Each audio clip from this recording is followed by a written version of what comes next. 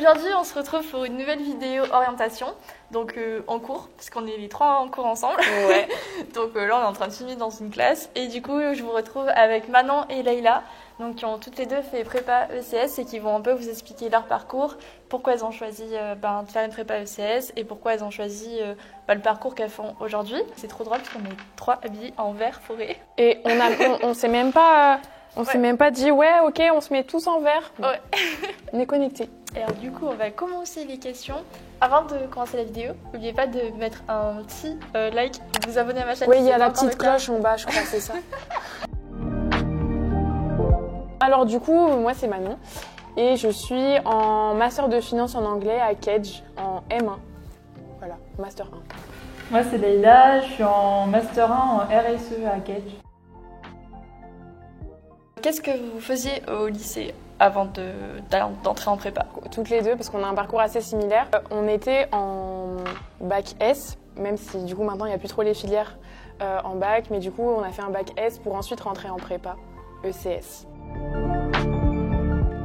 Pourquoi toutes les deux vous avez choisi de vous orienter vers une prépa ECS? Après un bac S, si tu veux faire une prépa pour entrer en école de commerce, c'est obligatoirement prépa ECS. Ah, tu peux pas faire genre prépa ECE ou... Non, c'est vraiment, ça dépend vraiment du bac que tu as fait. Ah, après là, je pense que ça va changer un peu comme il y a la réforme du bac, mais ça dépend de ta spécialisation. Ok. Pourquoi vous avez choisi de faire prépa? Alors du coup, moi je voulais aller à HEC, fut un temps, c'était mon rêve. Ouais, c'était mon rêve, ouais, je voulais gouverner la France. Non, je rigole. Mais du coup, je voulais aller à HEC et j'ai regardé sur le site, on pouvait rentrer soit via post-prépa, soit post-master. J'avais la flemme de faire un master pour aller ensuite à HEC, du coup je me suis dit, prépa c'est 2 ans, allez go. Sauf que du coup c'est vrai que la prépa c'est assez difficile, mais donc je suis pas à HEC aujourd'hui, je suis à Kedge. Mais c'est tout aussi bien, hein, vraiment, je kiffe Kedge. Moi j'avais pas tout à fait les mêmes raisons.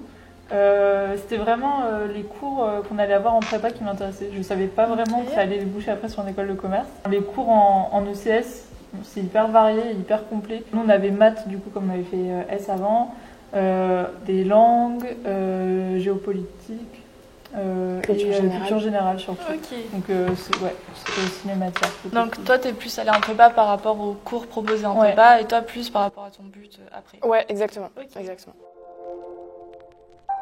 Si on veut rentrer en prépa ECS, on fait comment? Après, encore une fois, j'ai l'impression d'être vieille de dire ça, mais nous, on avait un système un peu différent d'aujourd'hui. Mais en fait, il fallait juste avoir un bon dossier. Et encore, un bon dossier, c'était 12-13 de moyenne, on va dire, je pense, le seuil. Et ensuite, c'était sur la plateforme APB, c'est maintenant du coup Parcoursup. Et on choisissait les prépas qu'on voulait. Enfin, c'était que sur le site. Ouais, après, des fois, dans certaines prépas, il faut rentrer une lettre de motivation. Oui, franchement, les prépas, justement, c'est fait un peu pour tout le monde. Et du coup, le seuil, bon, à part si c'est pour les prépas parisiennes, là, il faut être excellent et il faut être dans des super lycées, pardon. Sinon, le seuil, ça va, c'est accessible. Vous aviez combien de moyenne à peu près au lycée avant? Oui, parce qu'en prépa, ouais, pareil, 15-16. Mais c'est pas, en vrai, c'est pas la réalité. Il y avait des gens qui avaient genre 12-13 oui, moyenne aussi dans votre classe? Oui, il y avait des gens qui avaient même pas eu la mention au bac. Parce que moi, je sais que dans ma prépa littéraire, c'était le minimum, niveau moyenne, c'était genre 13. Ouais. Mais en dessous, il y avait personne qui avait été admis.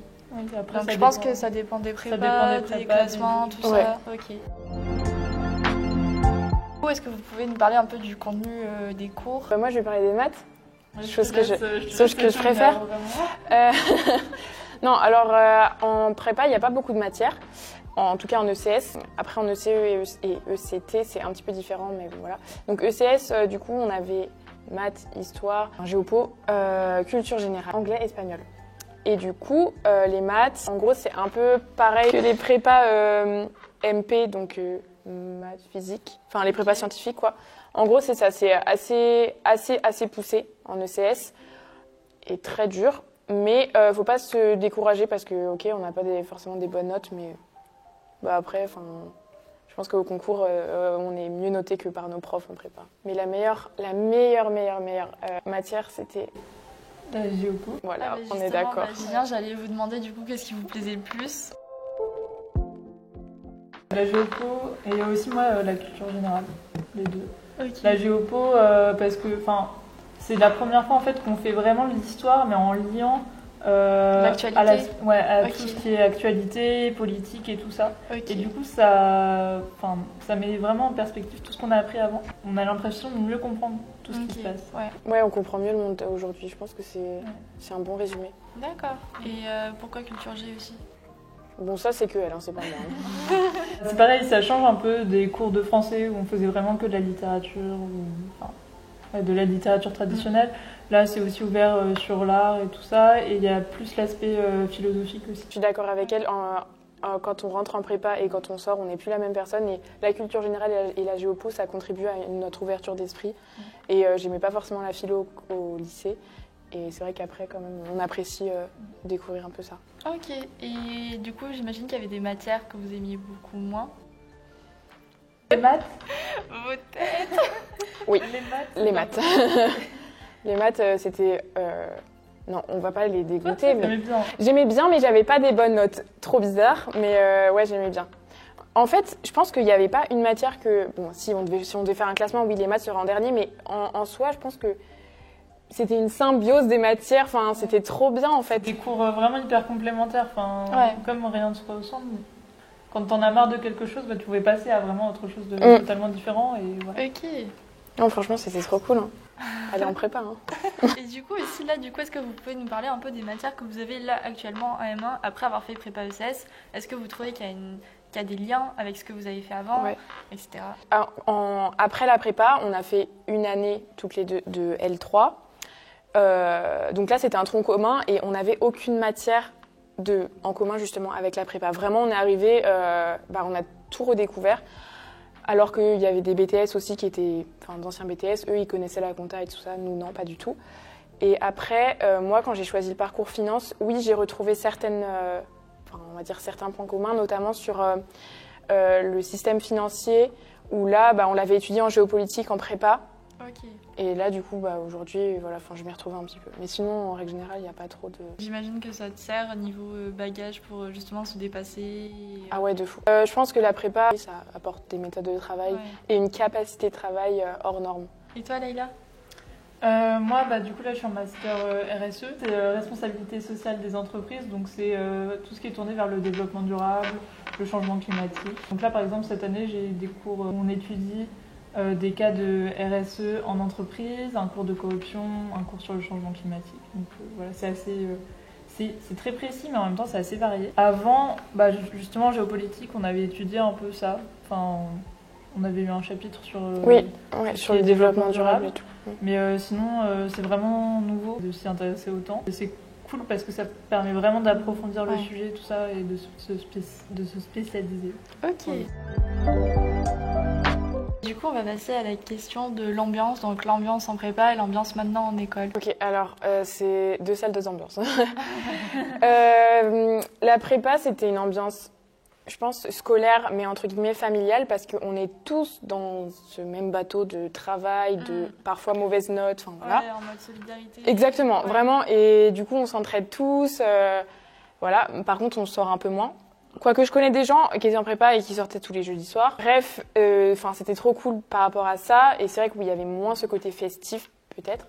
Même si on était à Tours, donc la prépa de lycée Descartes. Il y avait quand même, c'est vrai, les jeudis soirs au bord de Loire et tout ça. Mais bon, on sortait pas trop. Et là, je pense qu'on a une spécialiste des fêtes à Kedge. Je me souviens pas trop mal de ce qui se passe en soirée. C'est sûr que c'est totalement différent l'ambiance entre la prépa et l'école. À Kedge, à Marseille, c'est vraiment cool parce que il y a encore cet esprit de famille et tout ça. Et c'est sûr qu'au niveau du rythme des soirées, là, genre si tu veux, tu peux sortir tous les soirs. Ah ouais, sans problème. Pas de problème. Ah, il y a toujours des soirées. J'ai l'impression qu'on prend plus le temps de vivre, de faire ce qu'on aime.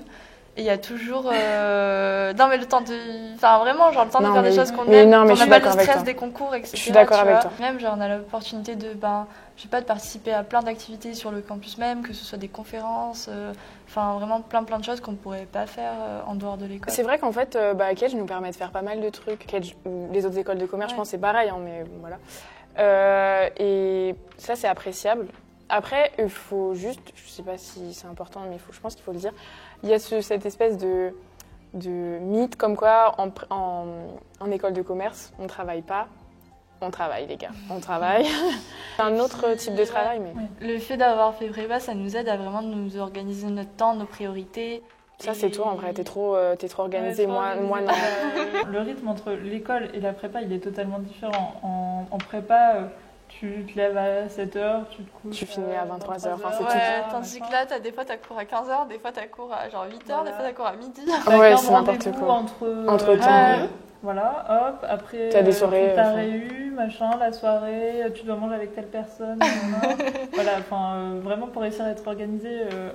Faut être Léna adorable. Ouais, voilà, faut être Léna adorable. On n'est pas comme ça, mais. Du coup, est-ce que vous pouvez nous parler un peu Enfin, nous dire pourquoi vous avez choisi d'aller à Marseille? En fait, je passais pour la beauf, mais de service. Mais en gros, à Kedge, j'avais soit la possibilité d'aller à Bordeaux, soit à Marseille. J'ai passé mes oraux à Bordeaux. J'ai pas forcément apprécié, mais bon, c'est que mon avis. Hein. Clairement, il y en a plein qui kiffent Bordeaux. De toute façon, je voulais aller à Marseille parce qu'il y avait l'OM. Voilà, vraiment, c'est pour ça que je suis allée à Marseille. Oui, t'es en train de découvrir ça peut-être, mais oui, je suis allée à Marseille pour l'OM. Je te jure, pour aller au Vélodrome, pour vivre la ferveur des Marseillais, et voilà. Tu te fous de ma gueule, là. Sur ma vie, c'est vrai. Et toi, Leïla, tu t'as suivi Manon? Non, c'est moi au début qui voulais aller à Marseille parce que j'étais déjà allée. J'avais participé à Simone Prépa quand j'étais en prépa. Ah oui, ouais. Et ça m'avait plu à ce moment-là. Oui, parce que Kedge Marseille, on organise Simone Prépa. Ça m'avait vraiment plu. Et puis. Je pense que toi, au niveau culturel et tout, il y a plein de choses. C'est la plus vieille ville de France, donc il y a tellement de trucs à découvrir. On a la beauf, et puis on a la meuf qui est culture et la beauf. Et ça fait une bonne coloc, hein. Ouais, on est en coloc, du coup, ça va. Est-ce que vous pouvez nous parler un peu des métiers qui sont possibles du coup suite à vos parcours ici en master? Je suis peut-être un peu atypique, mais moi j'ai choisi finance. En fait, j'ai plein de projets dans ma tête, donc soit l'entrepreneuriat. Donc je me suis dit finance c'est bien, ça va apporter des petites bases pour après monter ma boîte. Et aussi, je veux aussi travailler dans l'hôtellerie, donc la gestion hôtelière. Et là, bon, la finance, ok, ça apporte toujours des bases dans tous les cas, mais un peu moins c'est vrai dans la gestion hôtelière. Et en fait, je suis partie du principe que en faisant un peu l'état des lieux de tous les masters, c'était celui qui pouvait contribuer au mieux à l'ensemble de mes projets. Mais en soi, je veux pas travailler dans la finance, tu vois. Ok. Oui, après, ce qui est bien, c'est en école de commerce, c'est que t'es un peu ouvert encore après. C'est aussi pour ça que j'ai choisi l'école de commerce. Ouais. Okay. Tu fais jamais de choix, en fait. Enfin, tu fais ce que tu veux, c'est trop bien. Moi, je suis pas encore tout à fait fixée, mais j'aimerais travailler dans le secteur du développement durable, ça c'est sûr.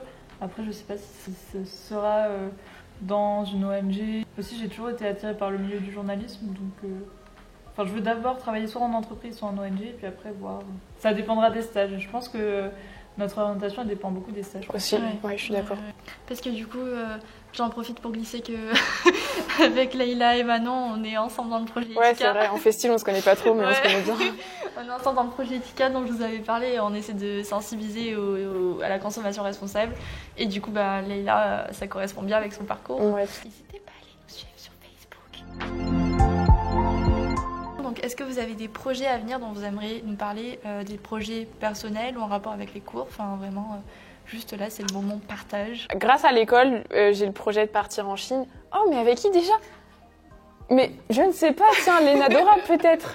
Donc on va peut-être partir en Chine, vous nous verrez sûrement donc, sur la muraille de Chine, un de ces quatre, en janvier 2021. Sinon, comme je disais un peu tout à l'heure, monter ma boîte, ce serait un projet vraiment long terme.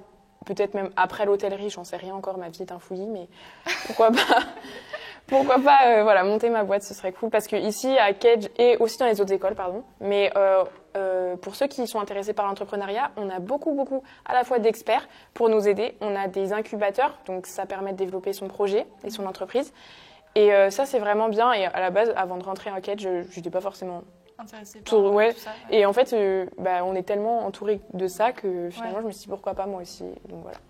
Ok, trop bien. Voilà, du coup, cette année, à partir de janvier, je vais faire partie du parcours associatif. Ok, donc tu peux peut-être expliquer ce que c'est. Ouais. En gros, le parcours associatif, c'est un programme qui a été mis en place cette année à Kedge. Donc en fait, on reste de janvier à juin dans l'école, mais juste pour développer les projets associatifs dont on fait partie. Et c'est considéré comme un stage. Et du coup, j'ai choisi de faire ça pour développer Etika. Ouais, pour développer Etika. Pour 3 autres projets dont je fais partie.